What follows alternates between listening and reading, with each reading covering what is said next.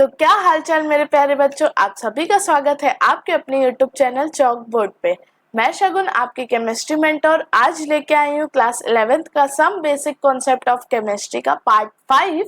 इसके पहले मैंने 4 पार्ट में इसके पहले के टॉपिक्स जो आज इस लेक्चर में पढ़ाऊंगी वो उसके पहले के टॉपिक्स मैंने सारे के सारे सब कुछ कवर किए हुए हैं उन पार्ट्स में। तो जिन बच्चों ने वो पार्ट्स नहीं देखे हैं जाके फटाफट देख के आओ। चलो तो अब हम लोग लेट ना करते हुए हम लोग आज का लेक्चर शुरू करते हैं। देखिए आज के लेक्चर में सबसे पहला टॉपिक हम लोग को पढ़ना है स्टोइकियोमेट्री क्या होता है। अब स्टोइकियोमेट्री नाम ही सुनने से बहुत डिफिकल्ट लग रहा है पर कुछ डिफिकल्ट इसमें है नहीं। देखो stoichiometry deals with the calculation of masses sometimes volumes of the reactant and product involved in the chemical reaction. देखो तो सबसे पहली बात हम लोग को पता है कि केमिकल रिएक्शन क्या होता है। स्टोइकियोमेट्री क्या करता है, जो हमारे कैलकुलेशन ऑफ मासेस होते हैं या कभी कभी वॉल्यूम्स भी रिएक्टेंट के और जो प्रोडक्ट के होते हैं ये सारे के मासेस के कैलकुलेशन के साथ डील करता है। ठीक है, स्टोइकियोमेट्री यही होता है। अब देखो let us consider the combustion of methane a balanced equation. देखो यहाँ पे कंबशन ऑफ मीथेन का बैलेंस्ड इक्वेशन यहाँ दिया हुआ है। CH4 हमारा मीथेन है। अब ये G का मतलब क्या है, यहाँ पे G का मतलब ये है ना कि ये गैसियस स्टेट में है। ठीक है, प्लस 2O2 ये भी हमारा ऑक्सीजन भी गैसियस स्टेट में है। फिर ये प्रोडक्ट क्या दे रहा है, कार्बन डाइऑक्साइड दे रहा है, ये तो गैसियस स्टेट में होता ही है। प्लस 2H2O ये भी हमारा गैसियस स्टेट में। ठीक, अब बोला क्या है, in this reaction CH4 methane and O2 oxygen are reactant। हाँ हमें पता है carbon dioxide and water are the product, ये भी समझ में आ गया। अब इतना तो बच्चों को पता होगा ना कि एरो के इस साइड वाला होता है हमारा रिएक्टेंट जो रिएक्ट करके हमारा एरो के उस साइड प्रोडक्ट बनता है। ठीक है, फिर coefficient of 2 for O2 and H2O and coefficient of 1 for क्या CH4 and CO2 are called as stoichiometry coefficient। अब stoichiometry coefficient क्या होता है ये समझ लो बच्चों। देखो यहाँ पे CH4 कितने, मतलब देखो यहाँ 1 है, यहाँ पर O2 के पहले 2 है, यहाँ पर कुछ नहीं है तो यहाँ 1 होगा, फिर यहाँ पे H2O के पहले 2 है। तो ये सब जो हमारे केमिकल रिएक्शन में जो रिएक्टेंट्स के पहले लगे हैं, प्रोडक्ट के पहले लगे, वो हमारे कोफिशिएंट्स होते हैं और इसी को हम लोग कहते हैं स्टोइकियोमेट्रिक कोफिशिएंट्स। ओके बच्चों, इतना तो समझ में आ गया होगा। चलो हम लोग आगे चलते हैं। अब देखो दस अकॉर्डिंग टू द फॉर्मूला, ये हमारा फॉर्मूला दिया है। ठीक है, CH4 plus 2O2 gives CO2 plus 2H2। अब यहाँ पे समझाया गया है, ये समझो इन टर्म्स ऑफ मोल पहले समझाया है। 1 मोल CH4 मतलब 1 mole methane react with 2 mole of oxygen to give 1 mole of carbon dioxide and 2 moles of H2O। ये तो हमारा मोल्स के टर्म में समझा दिया। अब दूसरा हमारा मॉलिक्यूल्स के टर्म में समझाया है। 1 molecule of CH4 react with 2 molecule of O2 to give 1 molecule of CO2 and 2 molecule of H2O।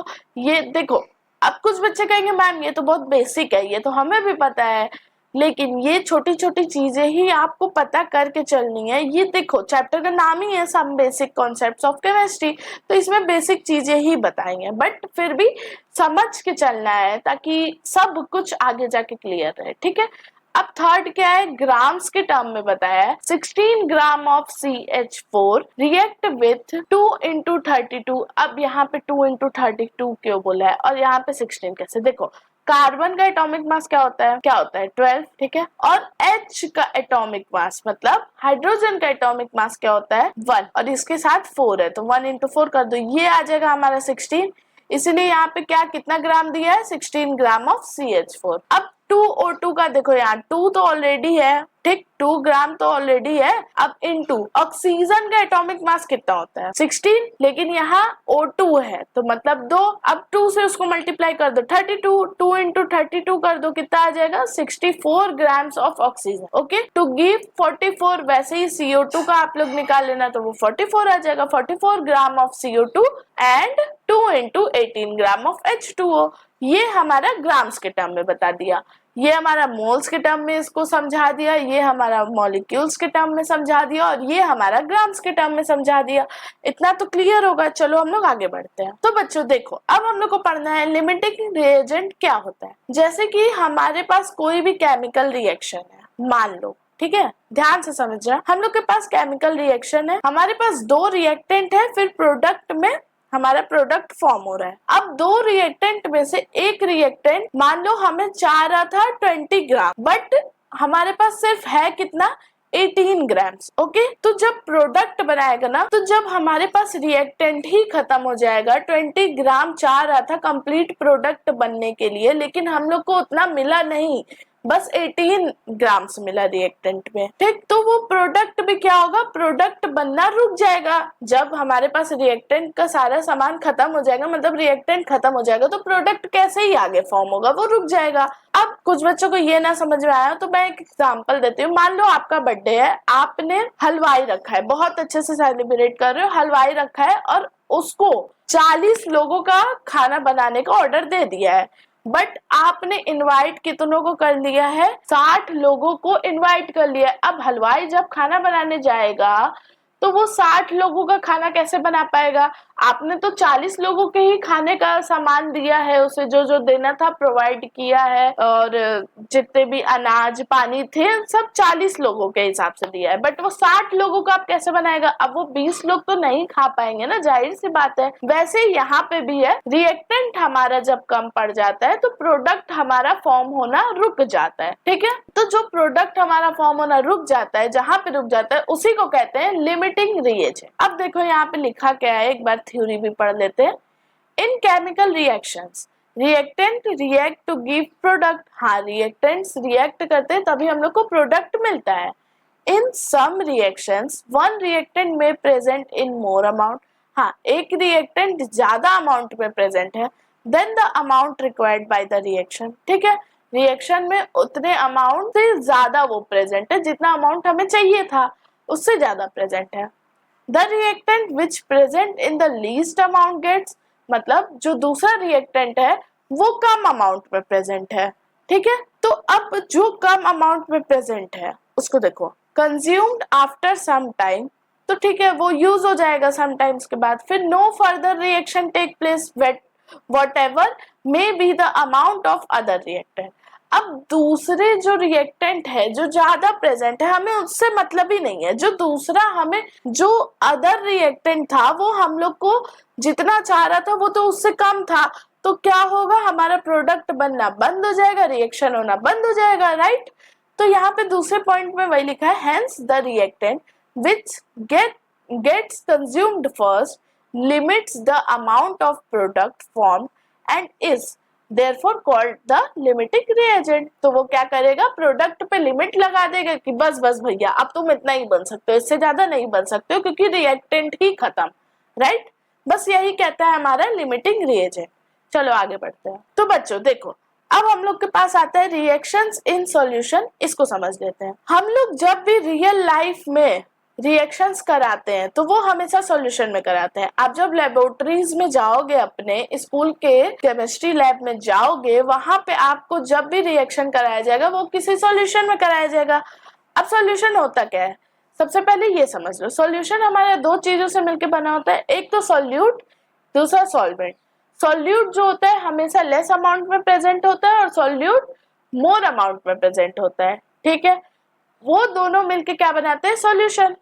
अब सॉल्यूशन का कंसंट्रेशन भी चेक किया जाता है।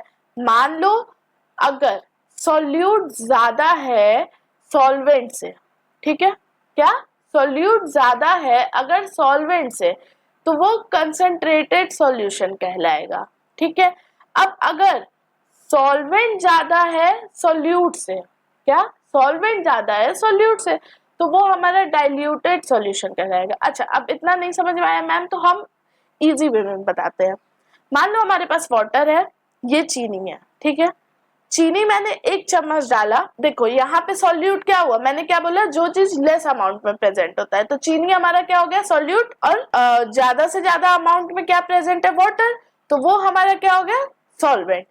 तो चीनी हमने मिलाया 1 चम्मच और उसको डिसॉल्व कराया, ठीक है, तो वो सॉल्यूशन एक बन के तैयार हुआ, शुगर सॉल्यूशन। ठीक है, शुगर सॉल्यूशन बना जिसमें कि पानी ज्यादा था, चीनी कम था, मतलब सॉल्वेंट ज्यादा था, सॉल्यूट कम था, तो वो क्या हो जाएगा हमारा डाइल्यूट सॉल्यूशन। अब मान लो चीनी मैंने 1 किलो नहीं, 1 किलो ज्यादा हो जाएगा, पाव भर चीनी मैंने उसमें मिला दिया 1 गिलास पानी में। ठीक है, तो क्या हो गया, अब यहाँ पे क्या हो गया, सॉल्यूट का अमाउंट ज्यादा हो गया ना सॉल्वेंट से, तो ये हमारा हो जाएगा कंसंट्रेटेड सॉल्यूशन। ठीक है, इतना तो सॉल्यूशन के बारे में समझ में आ गया होगा। अब देखो, अब majority of reactions in the laboratories are carried out in the solution, जो मैंने बताया कि लेबोरेटरीज में आपको सॉल्यूशन में रिएक्शन कराना रहता है। Therefore it is important to understand as how the amount of substance is expressed when it is the present in the solution. ठीक है, तो हम लोग को पता करना जरूरी होता है कि कितना अमाउंट ऑफ सब्सटेंस है उसमें, सॉल्यूशन में कितने अमाउंट ऑफ सब्सटेंस प्रेजेंट है। ठीक है, ये सारी चीजें, the concentration of the solution and the amount of substance present in its given volume can be expressed in any of the following ways। तो देखो हमारे पास 4 तरीके हैं इसको पता करने के, कौन कौन से, मास परसेंट एंड वेट परसेंट, दूसरा मोल फ्रैक्शन, तीसरा मोलैरिटी, चौथा मोलैलिटी। तो चलिए वन बाय वन हम लोग ये चारों को समझते हैं। अब हम लोग सबसे पहले पे आ जाते हैं हमारे मास परसेंट पे। अब ये मास परसेंट हम लोग कैसे निकालते हैं, it is obtain by using following relation. देखो मास परसेंट निकालने का यही हमारा रिलेशन होता है, mass percent is equals to mass of solute divided by mass of solution into 100 कर दो। अब एक क्वेश्चन लेके हम लोग करते हैं सॉल्व, ताकि हम लोग को समझ में आ जाए। देखो बच्चों, यहाँ पे इस क्वेश्चन में बोला क्या है, a solution is prepared by adding 2 grams of substance A. मतलब मान लो हमारा कोई सॉल्यूशन बन रहा है, ठीक है, उसमें हम लोग 2 ग्राम ऐड कर रहे हैं कोई सब्सटेंस ए, किसमें, to 18 grams of water. Calculate the mass percent of solute. Easy है, देखो मास परसेंट ऑफ सॉल्यूट हम लोग को पता करना है। अब 2 ग्राम हम लोग ऐड कर रहे हैं 18 ग्राम ऑफ वाटर में, तो मैंने क्या बोला था, लेस अमाउंट ऑफ जो चीज होगा वो हमारा सॉल्यूट हो जाएगा और ज्यादा जो होगा वो हमारा सॉल्वेंट हो जाएगा। तो यहाँ पे 2 ग्राम ऑफ अ सब्सटेंस हो जाएगा हमारा क्या क्या सॉल्यूट।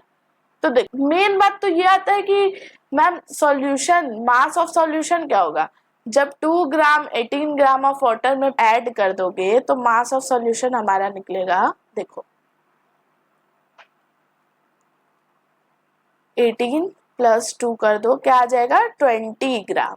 ये हमारा हो जाएगा मास ऑफ सॉल्यूशन, और सॉल्यूट हमें पता चल गया 2 ग्राम्स होगा, और सॉल्वेंट क्या होगा हमारा 18 ग्राम। ठीक है, तो हम लोग पहले ये फॉर्मूला पे रखते हैं मास परसेंट। मास ऑफ सॉल्यूट कितना है 2 ग्राम्स, मैंने बताया ना। मास ऑफ सॉल्यूशन कितना हो गया 20 इंटू 100 कर दो, 0 से 0 कट कर दो, 2 से 2 कट कर दो, सिंपल इजी आ गया 10%। इजी था ना। ऐसे ही बस आपको ये देखना है कि सॉल्यूट क्या है, सॉल्वेंट क्या है। अब यहाँ पे सॉल्यूशन बनाना है तो दोनों को ऐड कर दोगे, सॉल्यूशन बनता है, मैंने बताया ना। देखो यहाँ पे मैं ऊपर लिख देती हूँ सॉल्यूशन क्या होता है, इजी वे में लिख रही हूँ ताकि आपको समझ में आए।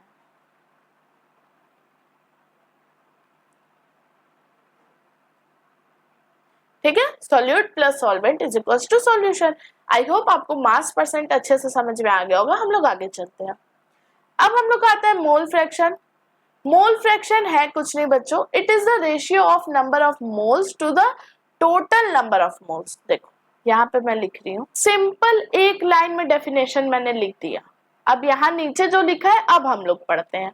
It is the ratio of number of moles of a particular component to the total number of moles of a solution। ले वो भी वही लिखा है, मैंने भी वही लिख दिया, कोई बात नहीं, चलो कोई बात नहीं। ठीक है, आप लोगों को समझ में आना चाहिए। अब मैं 1000 बार लिखूं या 1000 बार लिखा रहे, that doesn't matter, आपको समझ में आना चाहिए। तो चलिए आगे पढ़ते हैं हम लोग। If a substance A dissolve in substance B and their number of moles are Na and B, ठीक है, respectively, then the mole fraction of A and B। देखो mole fraction of A and B, मतलब mole fraction of ए निकालने का formula क्या हो जाएगा, number of moles of A upon में number of moles of solution, मतलब वही total number of moles. Same वैसे ही बी का भी निकल जाएगा। ठीक है, ये आपका फॉर्मूला होता है, इसको एकदम माइंड में रखना, तभी आप क्वेश्चन सॉल्व कर पाओगे। और एनसीईआरटी के जितने भी क्वेश्चंस लगा सको बच्चों लगाओ। ठीक है, जितना क्वेश्चन लगाओगे आपको क्लियर रहेगा। अब हम लोग आ जाते हैं मोलैरिटी पे। मोलैरिटी क्या होता है, चलो समझो। Molarity, it is the most widely used unit and is denoted by capital M. देखो ये ध्यान देना कि इसको कैपिटल एम से डिनोट करते हैं। ठीक है, it is defined as the number of moles of solute dissolve in 1 litre of the solution. देखो बच्चों, इसका सिंपल से डेफिनेशन होता है, it is defined as the number of moles of solute, मतलब number of moles of solute dissolve हो रहा है कितने, 1 लीटर ऑफ सॉल्यूशन में। इसका फॉर्मूला होता है molarity is equals to number of moles of solute by में volume of solution in litre.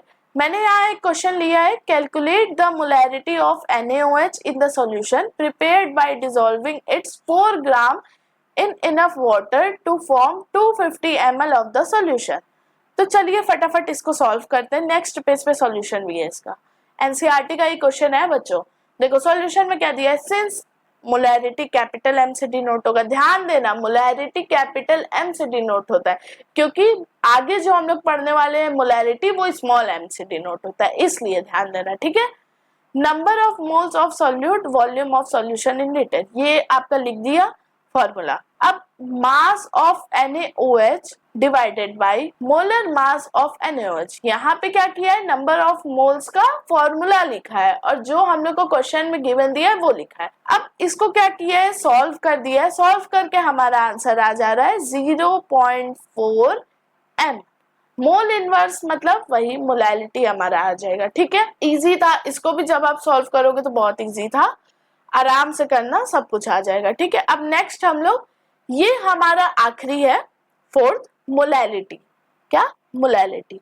अब molarity, it is defined as the number of moles of solute present in 1 kg of solvent, it is denoted by small m। देखो मैंने बोला था ना। ठीक है, तो जो number of moles of solute होता है वो प्रेजेंट होता है 1 kg ऑफ सॉल्वेंट में। ठीक है, ये इसका फॉर्मूला भी यही होता है, देख लो, molarity is equals to number of moles of solute by में mass of solvent in kg।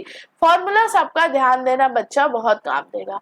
अब यहाँ मैंने क्वेश्चन लिया है, the density of 3 molarity solution of NaCl is 1.25 gram ml, calculate the molarity of the solution. देखो यहाँ हमारे पास solution दिया है, अब मोलैरिटी हमें गिवन दे दिया है 3 मोल पर लीटर।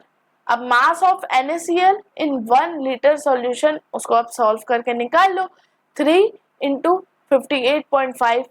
अब मास ऑफ 1 लीटर सॉल्यूशन कैसे निकलेगा, 1000 इंटू 1.25 कर दो। ठीक है, फिर mass of water in solution निकाल लो, उसको माइनस करके फिर मोलैरिटी के फॉर्मूले पे पुट कर दो, ये आपका आंसर आ जा रहा है।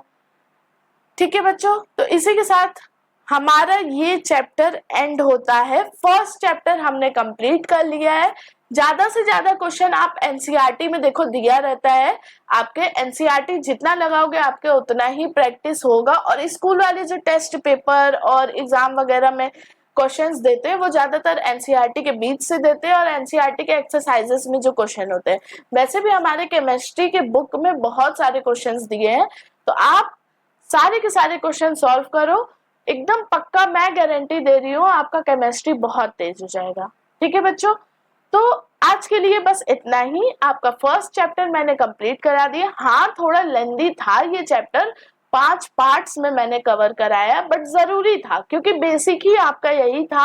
आगे आप जब पढ़ोगे ना तो इस चैप्टर के कितने सारे कॉन्सेप्ट्स आपके यूज होंगे आप खुद ही सोचोगे, क्योंकि फर्स्ट चैप्टर में बहुत मेन बेसिक चीजें बताई गई हैं जो आपको पूरे 11th पूरे 12th में काम देने वाली है, और शायद आगे भी जो बच्चे पढ़ेंगे केमिस्ट्री से। ठीक है बच्चों, तो चलिए आप चैनल को सब्सक्राइब करिए, नोटिफिकेशन ऑन कर लीजिए ताकि आपको जितने भी नए वीडियोस का नोटिफिकेशन आए आप सारे वीडियोस पे हमारे साथ जुड़े रहें। ठीक है, और अपने दोस्तों, फ्रेंड्स, जिसको जिसको जानते हो जो अभी अभी 11th में गया है उसको फटाफट फॉरवर्ड करो और कमेंट में बताना मैंने कैसे पढ़ाया। ठीक है, तो चलिए तब तक के लिए टाटा बाय बाय।